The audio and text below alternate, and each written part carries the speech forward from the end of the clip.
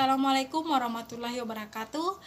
Perkenalkan, nama saya Hadijah Musa. Baik, pada video kali ini saya akan menjelaskan bagaimana sejarah perkembangan kurikulum yang ada di Indonesia dari tahun 1947 sampai dengan kurikulum 2013 atau yang lebih dikenal dengan K13. Kurikulum pertama yang lahir pada masa kemerdekaan memakai istilah dalam bahasa Belanda Leerplan, artinya rencana pembelajaran. Istilah ini lebih populer dibandingkan kurikulum. Perubahan arah pendidikan lebih bersifat politis, dari orientasi pendidikan Belanda ke kepentingan nasional. Sedangkan asas pendidikan ditetapkan Pancasila. Kurikulum yang berjalan saat itu dikenal dengan sebutan Rencana Pelajaran 1947 yang baru dilaksanakan pada tahun 1950. Sejumlah kalangan menyebut sejarah perkembangan kurikulum diawali dari kurikulum 1950. Bentuknya memuat dua hal pokok. Yang pertama, daftar mata pelajaran dan jam pengajarannya. Yang kedua, garis-garis besar pengajaran. Pada saat itu, kurikulum pendidikan di Indonesia masih dipengaruhi sistem pendidikan kolonial Belanda dan Jepang, sehingga hanya meneruskan yang pernah digunakan sebelumnya. Rencana Pelajaran 1947 boleh dikatakan sebagai pengganti sistem pendidikan kolonial Belanda. Karena suasana kehidupan berbangsa saat itu masih dalam semangat juang merebut kemerdekaan, maka pendidikan lebih menekankan pada pembentukan karakter manusia Indonesia yang merdeka dan berdaulat dan sejajar dengan bangsa lain di muka bumi ini. Orientasi rencana pembelajaran 1947 tidak menekankan pada pendidikan pikiran. Yang diutamakan adalah pendidikan watak, kesadaran bernegara dan bermasyarakat. Materi pelajaran dihubungkan dengan kehidupan sehari-hari, perhatian terhadap kesenian dan pendidikan jasmani. Kemudian berubah lagi menjadi kurikulum 1952 dan ini dinamakan Rencana Pelajaran Terurai 1952. Pada tahun 1952 ini kurikulum di Indonesia mengalami penyempurnaan. Kurikulum ini lebih rinci setiap mata pelajaran yang kemudian diberi nama Rencana Pembelajaran Terurai 1952. Kurikulum ini sudah mengarah pada suatu sistem pendidikan nasional. Yang paling menonjol dan sekaligus ciri dari kurikulum 1952 ini bahwa setiap rencana pelajaran harus memperhatikan isi pelajaran yang dihubungkan dengan kehidupan sehari-hari.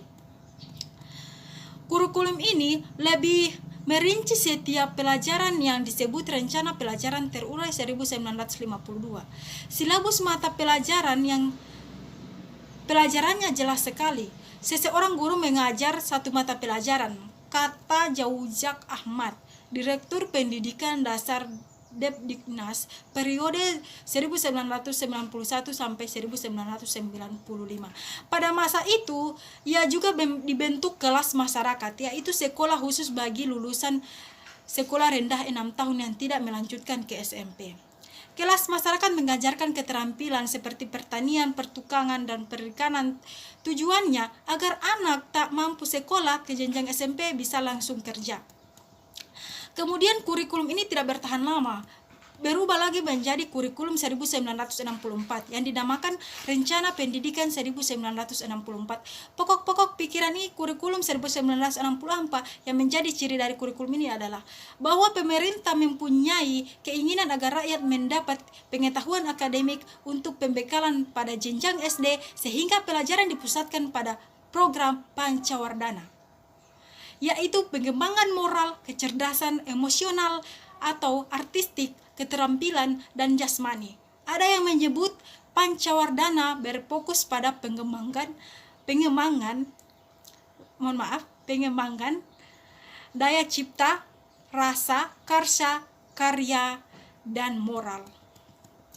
Mata pelajaran diklarifikasikan dalam 5 kelompok bidang studi: moral, kecerdasan, emosional atau artistik, keterampilan, dan jasmania. Pendidikan dasar lebih menekankan pada pengetahuan dan kegiatan fungsional praktis.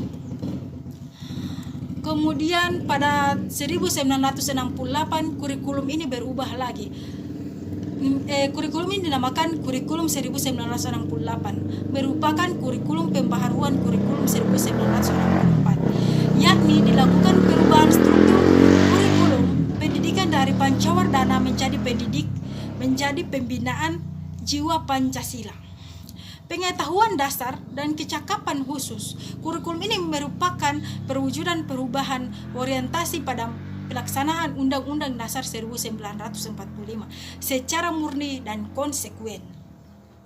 Kelahiran kurikulum 1968 bersifat politis, yaitu mengganti rencana pendidikan 1968 yang dicitrakan sebagai produk Orde Lama. Tujuannya pada pembentukan manusia Pancasila sejati. Kurikulum 1968 menekankan pendekatan organisasi materi pelajaran, kelompok pembina Pancasila, pengetahuan dasar, dan kecakapan khusus. Jumlah pelajarannya 9. Dan Jaujak menyebut kurikulum 1968 sebagai kurikulum bulat, hanya memuat mata pelajaran pokok-pokok saja. Katanya, muatan materi pelajaran bersifat teoritis, tak mengingatkan dengan permasalahan faktual di lapangan. Titik beratnya pada materi apa saja yang tetap diberikan kepada siswa di jenjang pendidikan. Kurikulum kemudian berubah menjadi kurikulum 1975. Kurikulum ini menekankan pada tujuan agar pendidikan lebih efisien dan efektif. Yang melatar belakangnya adalah pengaruh konsep di bidang manajemen, yaitu MBO atau Management by Objective, yang terkenal saat itu kata Dr. Mujianto AK MSI, Direktur Pembinaan TK dan SD Depdiknas. Metode, materi, dan tujuan pengajaran dirinci dalam prosedur pengembangan sistem instruksional atau lebih disingkat PPSI. Zaman ini dikenal istilah satuan pelajaran, yaitu rencana pelajaran setiap satuan bahasan. Setiap satuan pembelajaran dirinci lagi dalam bentuk tujuan instruksional umum atau TIU, tujuan instruksional khusus TIK, materi pelajaran, alat pelajaran, kegiatan belajar mengajar, dan evaluasi. Guru harus terampil menulis rincian apa yang akan dicapai dari setiap kegiatan pembelajaran. Nah, kurikulum itu tidak bertahan lama, kemudian menjadi kurikulum 1984, mengusung proses skill approach. Meski mengutamakan pendekatan proses, tapi faktor tujuan tetap penting. Kurikulum ini juga sering disebut kurikulum 1975 yang disempurnakan. Posisi siswa ditempatkan sebagai subjek belajar. Dari mengamati sesuatu, mengelompokkan, mendiskusikan, hingga melaporkan. Model ini disebut cara belajar siswa aktif atau CBSA atau Student Active Learning atau lebih singkat SAL. Tokoh penting di balik lahirnya kurikulum 1984 adalah Profesor Dr. Johnny R. Semiawan, Kepala Pusat Kurikulum Depdiknas periode 1980 sampai 1986. Konsep CBSA yang elok secara teoritis dan bagus hasilnya di sekolah-sekolah yang diuji cobakan mengalami banyak deviasi dan redukasi saat diterapkan secara nasional. Sayangnya, banyak sekolah kurang mampu menafsirkan CBSA yang terlihat dalam suasana gaduh di ruang kelas lantaran siswa berdiskusi. Di sini ada tempelan gambar dan menyolok guru tak lagi mengajar model berjamaah. Akhiran penolakan CBSA bermunculan. Kemudian kurikulum 1984 ini berubah lagi menjadi kurikulum 1994 dan suplemen kurikulum 1999. Kurikulum 1994 dibuat sebagai penyempurnaan kurikulum 1984 dan dilaksanakan sesuai dengan Undang-Undang Nomor 2 Tahun 1980 9 tentang sistem pendidikan nasional. Hal ini berdampak pada sistem pembagian waktu pelajaran, yaitu dengan mengubah dari sistem semester ke sistem caturwulan. Dengan sistem caturwulan yang pembagiannya dalam 1 tahun menjadi 3 tahap, diharapkan dapat memberi kesempatan bagi siswa untuk dapat menerima materi pelajaran cukup banyak. Tujuan pengajaran menekankan pada pemahaman konsep dan keterampilan menyelesaikan soal dan pemecahan masalah. Kurikulum 1994 bergulir lebih pada upaya memadukan kurikulum sebelumnya. Jiwanya ingin mengkombinasikan antara kurikulum 1975 dan kurikulum 1984.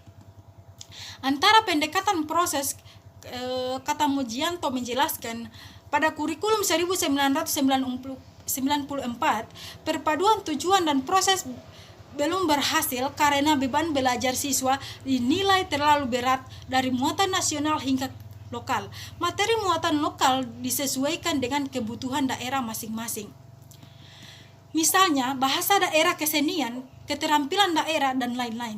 Berbagai kepentingan kelompok-kelompok masyarakat juga mendesakkan agar isu-isu tersebut tertentu masuk dan kurikulum. Walhasil, kurikulum 1994 menjelma menjadi kurikulum super padat. Kehadiran suplemen kurikulum 1999 lebih menambal sejumlah materi. Kemudian kurikulum 1994 dan suplemen kurikulum 1999 ini tidak bertahan lama, berubah lagi menjadi kurikulum 2014. Nah, di sini dikenal dengan KBK, kurikulum berbasis kompetensi. Kurikulum 2004 disebut juga kurikulum berbasis kompetensi atau lebih singkatnya KBK. Suatu program pendidikan berbasis kompetensi harus mengandung 3 unsur pokok, yaitu pemilihan kompetensi yang sesuai, spesifikasi, indikator evaluasi untuk menentukan keberhasilan pencapaian kompetensi, dan pengembangan pelajaran. Kurikulum 2004 lebih keren dengan nama kurikulum berbasis komputer. Setiap mata pelajaran dirinci berdasarkan kompetensi apa yang mesti dicapai siswa. Keracunan muncul pada alat ukur pencapaian kompetensi siswa yang berupa ujian akhir sekolah dan ujian nasional yang masih berupa soal pilihan ganda. Bila tujuannya pada pencapaian kompetensi yang diinginkan pada siswa, tentu alat ukurnya lebih banyak pada praktik atau soal uraian yang mampu mengukur sejauh mana pemahaman dan kompetensi siswa. Walhasil, hasil KBK tidak memuaskan dan guru-guru pun tak paham betul apa sebenarnya kompetensi yang diinginkan pembuatan kurikulum tersebut. Kemudian berubah lagi menjadi kurikulum KTSP atau kurikulum tingkat satuan pelajaran yang pada tahun 2006. Awal 2006 di ujian KBK uji coba KBK dihentikan. Muncullah KTSP disusun oleh Badan Standar Nasional Pendidikan atau BSNP, yang selanjutnya ditetapkan oleh Menteri Pendidikan Nasional melalui peraturan Menteri Pendidikan Nasional atau Permendiknas nomor 22, 23, dan 24 tahun 2006. Menurut Undang-Undang nomor 24 tahun 2006, pasal 1 ayat 5, kurikulum tingkat satuan pendidikan atau yang lebih dikenal KTSP adalah kurikulum beroperasional yang disusun oleh dan dilaksanakan di masing-masing satuan pendidikan pada kurikulum 2006. Pemerintah pusat menetapkan standar kompetensi dan kompetensi dasar, sedangkan sekolah dalam hal ini guru dituntut untuk mampu mengembangkan dalam bentuk silabus dan penilaiannya sesuai dengan kondisi sekolah dan daerahnya. Hasil pengembangan dari semua mata pelajaran dihimpun menjadi sebuah perangkat yang dinamakan kurikulum tingkat satuan pendidikan atau lebih dikenal KTSP. Penyusunan KTSP menjadi tanggung jawab sekolah di bawah binaan dan pemantauan Dinas Pendidikan Daerah dan Wilayah setempat. Pada akhir tahun 2012, KTSP dianggap kurang berhasil karena pihak sekolah dan para guru belum memahami seutuhnya mengenai KTSP dan munculnya beragam kurikulum yang sulit mencapai tujuan pendidikan nasional. Maka mulai awal tahun 2013 KTSP dihentikan pada beberapa sekolah dan digantikan dengan kurikulum yang baru. Nah, dan ini kurikulum yang baru ini dinamakan kurikulum 2013. Pemerintah melakukan pemetaan kurikulum berbasis kompetensi yang pernah diuji cobakan pada tahun 2004. Kurikulum basis kompetensi dijadikan acuan dan pedoman bagi pelaksanaan pendidikan untuk mengembangkan berbagai ranah pendidikan, pengetahuan, keterampilan, dan sikap dalam seluruh jenjang dan jalur pendidikan, khususnya pada jalur pendidikan sekolah. Kurikulum 2013 berbasis kompetensi memfokuskan pada pemerolehan kompetensi-kompetensi tertentu oleh peserta didik. Oleh karena itu, kurikulum ini